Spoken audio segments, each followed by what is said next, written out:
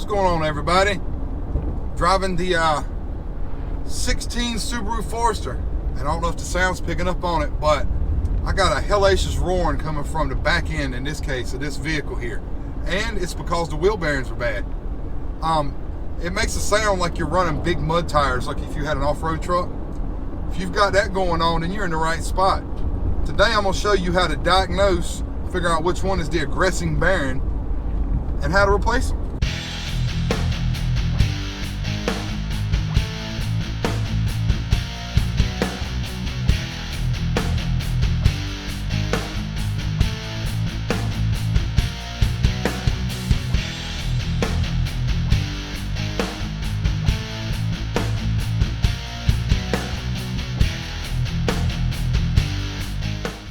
Alright, before we get started, a couple things that I want to tidy up.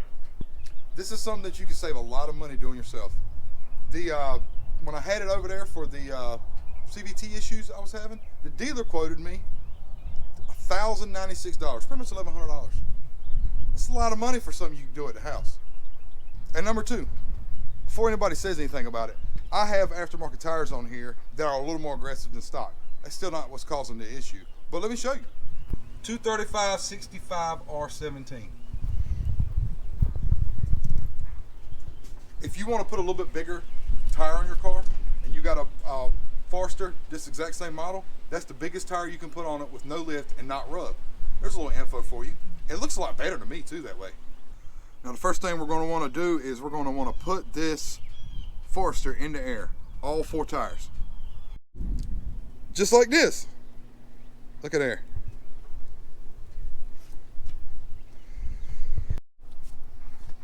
All right, next thing you want to do is get you a big pry bar or a long extension or something metal.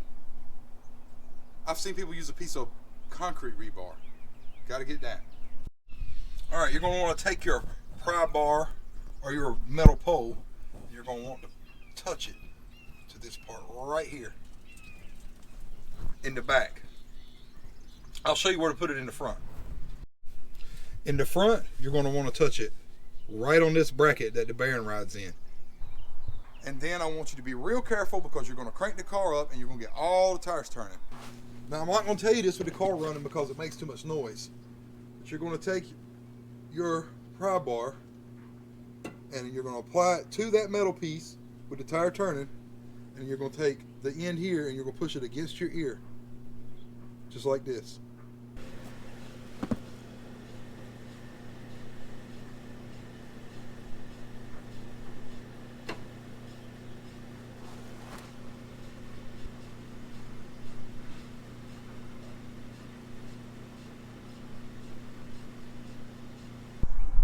Now you're going to do that and you're going to compare all of them, and I can't really figure out a way to make the sound come through on my audio what you're listening for, but you're going to hear some things, like you're going to hear the brakes kind of rubbing, but you're listening for like a metallic grinding noise. And you're going to compare them all, then you can kind of locate which one's the worst one and which one's the main one that's making a noise riding down the road. Alright, let's rip off a tire and get started. Alright, we're going to start by removing the caliper.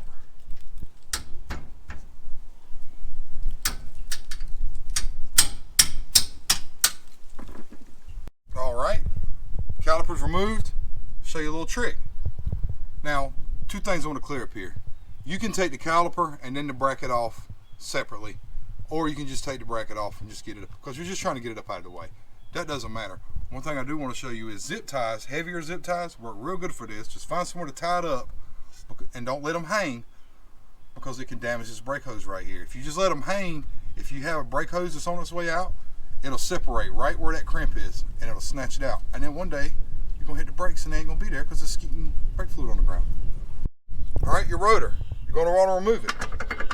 Now mine come off nice and easy. And I haven't been long put pads and rotors on the back of this car. But if you have problems with this rotor being stuck to this hub, if you look, there's little holes right here and right here. They got threads in them. If you have one that's stuck, you find the right bolt with the right thread pitch. I can't remember off the top of my head what it is, but you start screwing them in there, go back and forth, then boom, it'll pop your rotor right off. And that's where we are now.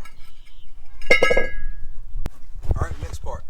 You see on this big nut right here, how it's got it's bent in right there? You're gonna have to take a punch and a hammer. You're gonna have to open and round that out a little bit so you can take this nut off.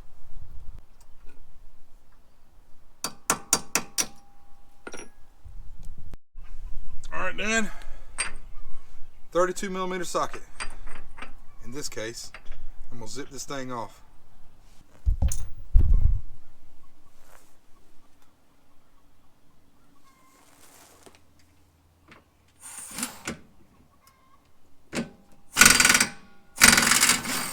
Yeah, boy. Beautiful. All right, the next part. There's 4, I don't know if I can show you real good. There's 4 bolts. 1, 2, and there's 2 on the other side right there.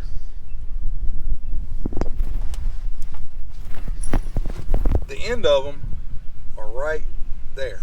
So when you take those out, I want you to take a look. You see the brake, the park brake shoe has cutouts. See if I can get a good shot of that. Has cutouts in it. So once I take those bolts loose, I should be able to get this thing a couple whacks and the whole wheel bearing should come out.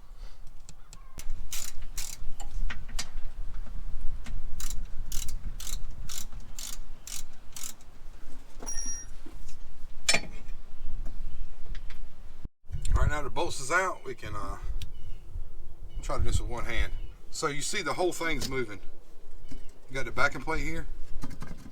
So the bearing sandwiches the backing plate to your park brake to this knuckle here. I guess you'd call that a knuckle here on the back.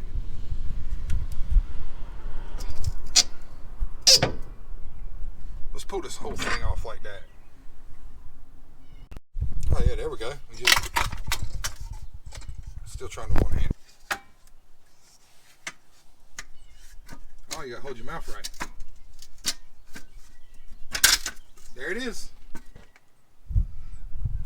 Old wheel bearing. Nice and easy. This is what it looks like when you're done.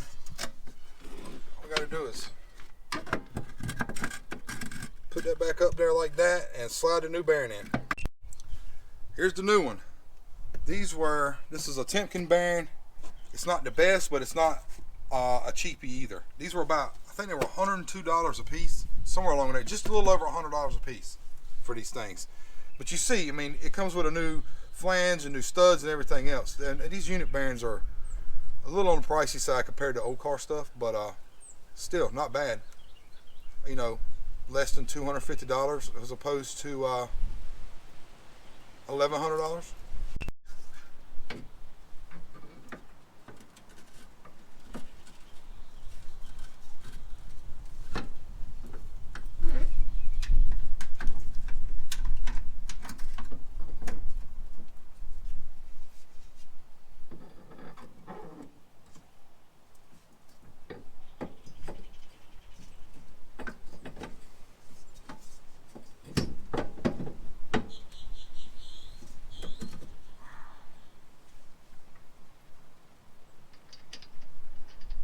Put the nut on there, kind of hold everything together so it don't fall apart. And then we start putting our bolts in the back. We got a few pieces to line up at one time. There it is. The only thing I'll tell you is to take all these bolts, put them all in finger tight, get everything lined up. Don't tighten just one and then try to put in the other one. Get them all in and then tighten them in. Go back and forth, get them all nice and snug. Now, I'm gonna give this a couple little ugga-duggas here.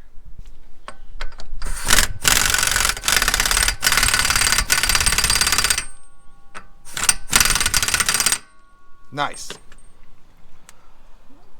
I'm gonna take that punch and come in here and mash the corner of this nut down just like it was from the factory.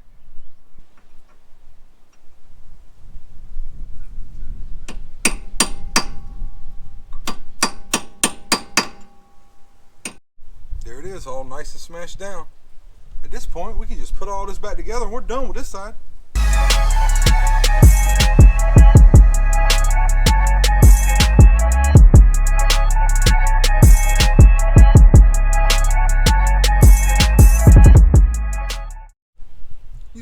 so bad, was it? Just some basic hand tools. Save yourself some money. Try to do it at the house. It's not that bad. Let's try and make the shot. The old one here. Yeah. Nope. Well, that's going to wrap it up. Not a hard job to do. It's just as easy, if not easier, on the front of the car. So if you find one on the front, they're about the same price. It's about the same ease of installation. Hope this video helps somebody out. I hope somebody can save some money and not have to take a mechanic for something as basic as wheel bearings. If you're new here, feel free to check out some other stuff. I always got a project going on all the time. If it helped you out, give me a like and a sub. I can't even talk today. Give me a like and a subscribe. With all that being said, thanks for watching. Come back and see me.